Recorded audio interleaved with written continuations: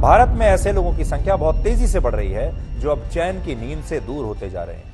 और हो सकता है आप में से भी बहुत सारे लोग आज ऐसे होंगे जो इस समय हमें देख रहे हैं, जिन्हें चैन की नींद, गहरी नींद आनी अब बंद हो गई होगी। नींद के संदर्भ में लोगों के मन में काफी सारी शंकाएं होती हैं। At least 1 out of every 3 people will experience some form of insomnia in their lifetime. Insomnia is when you consistently have difficulties either falling asleep, difficulties staying asleep, or you just don't feel refreshed or restored by your sleep the next day. ज्यादा नींद लें या कम, जल्दी उठें या आराम से। कुछ छोटे बच्चों को छोड़ दीजिए, कुछ जवान जो बहुत अच्छे एक्सरसाइज करते हैं उनको छोड़ दीजिए, कुछ आत्मज्ञानी, आत्मवेता, ब्रह्मवेता महापुरुषों को छोड़ दीजिए। शेष को नींद बहुत अच्छी नहीं आती। आइए जानते हैं इन सभी कॉन्सेप्ट्स के बारे में।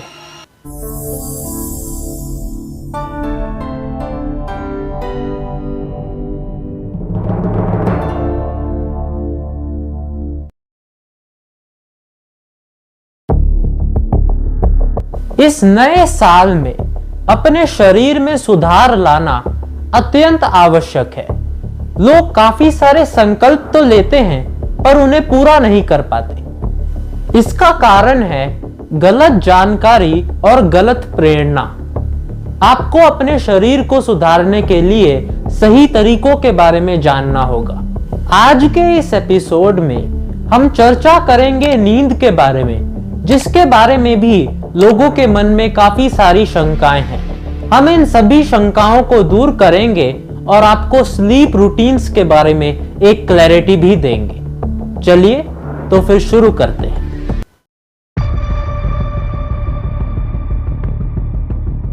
एक मिथ जो अक्सर लोगों के मन में होता है कि हम पूरे हफ्ते की नींद वीकेंड में ज्यादा सोकर पूरी कर सकते हैं, जबकि यह प्रैक्टिकली पॉसिबल नहीं है। इस बात में बिल्कुल सच्चाई है कि आपको एक सही समय के लिए सोना चाहिए, पर इसमें क्वांटिटी से ज्यादा क्वालिटी स्लीप पर ध्यान दिया जाना चाहिए। अब क्वालिटी स्लीप कैसे पाई जाती है? रोज सही समय पर सोना और लगभग सेम टाइमिंग्स पे सोना, यानी कि रेगुलर स्लीप साइकिल्स को मेंटेन करना अत्यंत आवश्यक है। द नेशनल स्लीप फाउंडेशन के अनुसार हर व्यक्ति को रोज 8 से 9 घंटे की नींद जरूर लेनी चाहिए। हर 1 घंटा जो आप सोते हैं वो आपको 2 घंटे काम करने के लिए तैयार करता है। इसीलिए जब आप 8 घंटे की नींद लेते हैं तो वो आपको बाकी के दिन के 16 घंटे काम करने के लिए तैयार करता है। लेकिन इस बात का भी खास ख्याल रखें कि आप रोज सेम टाइमिंग्स पर सोएं, यानी कि अगर आप 9 बजे सोते हैं तो लगभग रोज 8:30, 9, 9:30 तक सो जाएं। आप ऐसे नहीं कर सकते कि आप एक दिन 10 घंटे सोएं और दूसरे दिन 5 घंटे। ये इर्रेगुलर स्लीप साइकिल्स आपके शरीर के लिए बहुत ही ज्यादा हानिकारक होती हैं और इनसे काफी सारी समस्याएं भी होती हैं, जैसे कि insomnia, hypertension, high BP, high sugar आदि। आयुर्वेद भी इस बात पर जोर देता है कि आपको रोज समान समय के लिए सोना है और रेगुलर स्लीप साइकिल्स को मेंटेन करना है, जिससे कि आप सही में रेस्ट पा सके।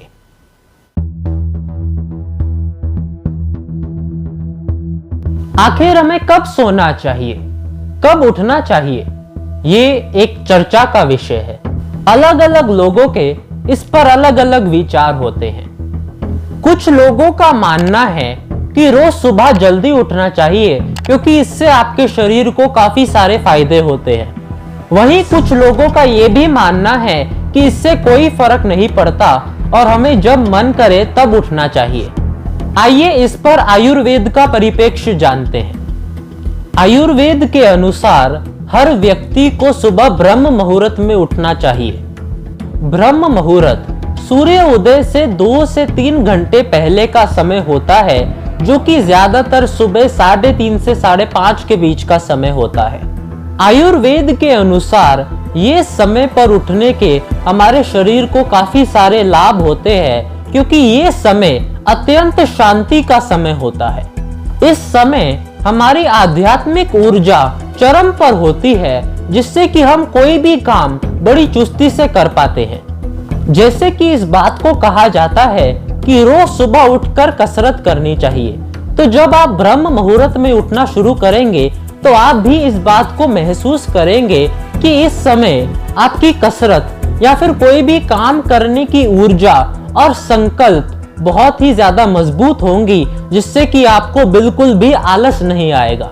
इस समय को बहुत ही सात्विक माना जाता है और इसके और भी अनेकों फायदे आप अपने आप ही महसूस कर पाएंगे। इसीलिए आयुर्वेद की बात मानकर सुबह ब्रह्म मुहूर्त या कम से कम सूर्योदय से आधा घंटा पहले उठना शुरू कर दें और आप कुछ ही दिनों में इसके अत्यंत फायदों को महसूस कर पाएंगे। सुबह जल्दी उठने के लिए रात को जल्दी भी सोएं।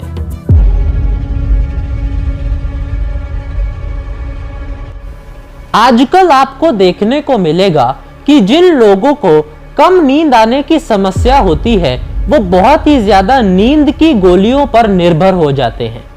लोग सालों साल रोज नींद की गोलियां लेते हैं बिना उसके नुकसान को जाने। मॉडर्न साइंस की काफी सारी रिसर्च और स्टडीज के अनुसार इस बात को पाया गया है कि बहुत ज्यादा नींद की गोलियां लेने से आलस, हार्ट रेट में गिरावट, उल्टियां और अन्य बीमारियां होती हैं। कई लोगों के एक्सपीरियंस के अनुसार ये पाया गया है कि आपकी नींद की समस्या तब तक ही दूर होती है जब तक आप इन गोलियों को लेते रहते हैं। जैसे ही आप इन गोलियों का इस्तेमाल बंद कर देते हैं तो आपको वापस से वो समस्याएं होने लगती हैं। इससे ये बात साबित हो जाती है कि ये सभी नींद की गोलियां सिर्फ शॉर्ट टर्म और इंस्टेंट सॉल्यूशन के तौर पर इस्तेमाल की जानी चाहिए, ना कि लॉन्ग टर्म और रोज खानी चाहिए। आयुर्वेद भी इस बात पर जोर देता है कि अपनी नींद को सुधारने के लिए अपने लाइफस्टाइल में परिवर्तन करें और किसी भी दवाई पर निर्भर ना रहें।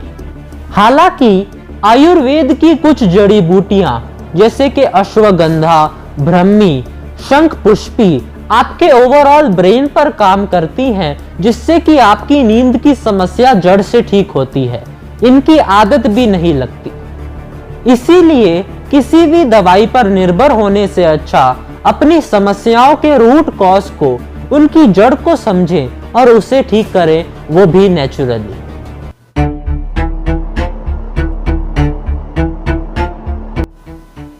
एक और बुरी आदत जो कि ज्यादातर लोगों में पाई जाती है कि वो सारी रात भर फोन चलाते रहते हैं, जिसके कारण उन्हें नींद ना आने की शिकायत भी रहती है। लोग इस चीज को काफी ज्यादा नजरअंदाज करते हैं और अपनी स्क्रीन टाइमिंग्स पर बिल्कुल भी ध्यान नहीं देते। आइए मैं आपको साइंटिफिकली समझाता हूं। सोते समय हमारे शरीर में एक स्लीप हार्मोन रिलीज होता है जिसे कि मेलेटोनिन कहा जाता है, जो कि हमारे नींद के लिए अत्यंत आवश्यक है। किसी भी तरीके की इलेक्ट्रॉनिक डिवाइसेस जैसे कि टीवी, लैपटॉप और खास करके फोन से एक ब्लू लाइट रेज निकलती हैं, जो कि हमारे शरीर में मेलेटोनिन की प्रोडक्शन को ब्लॉक कर देती हैं और कम कर देती हैं। इसका डायरेक्ट असर हमारी नींद पर पड़ता है और हमें स्लीप में बहुत ही ज्यादा दिक्कत होती है। इसीलिए मॉडर्न साइंस भी इस बात पर जोर देती है कि आप सोने से 1 घंटा पहले किसी भी तरीके की स्क्रीन्स का इस्तेमाल बिल्कुल बंद कर दें। आयुर्वेद के अनुसार सोने से पहले हमें ऐसी चीजें करनी चाहिए जो कि हमारे शरीर में और भी ज्यादा रिलैक्सेशन लाती हैं, जैसे कि योग, प्राणायाम, मेडिटेशन आदि। इसीलिए अगर आपको भी नींद की समस्या होती है तो इन सभी बातों का ध्यान रखें। तो ये थी नींद से जुड़ी कुछ गलत आदतें और कुछ गलत धारणाएं जो कि हमारे जीवन में जाने अनजाने में मौजूद हैं। इनका बुरा प्रभाव हमारे पूरे शरीर पर और हमारे शरीर को रिलैक्स करने के लिए सबसे ज्यादा जरूरी नींद पर होता है। मेरा आप सभी से यही आग्रह है कि आप इन सभी आदतों पर गौर करें और अपनी इन आदतों में सुधार लाएं। अपने आप को आयुर्वेद के साथ जोड़ें और अपने शरीर को और भी ज्यादा स्वस्थ बनाए। इस एपिसोड में जिन भी टॉपिक्स पर चर्चा हुई उन्हें अपने जीवन में इस नए साल में इम्प्लीमेंट करना शुरू कर दें और आप खुद ब खुद इसके पॉजिटिव इम्पैक्ट को महसूस कर पाएंगे। पर इसे करना या ना करना, इसका निर्णय कौन लेगा? सिर्फ आप।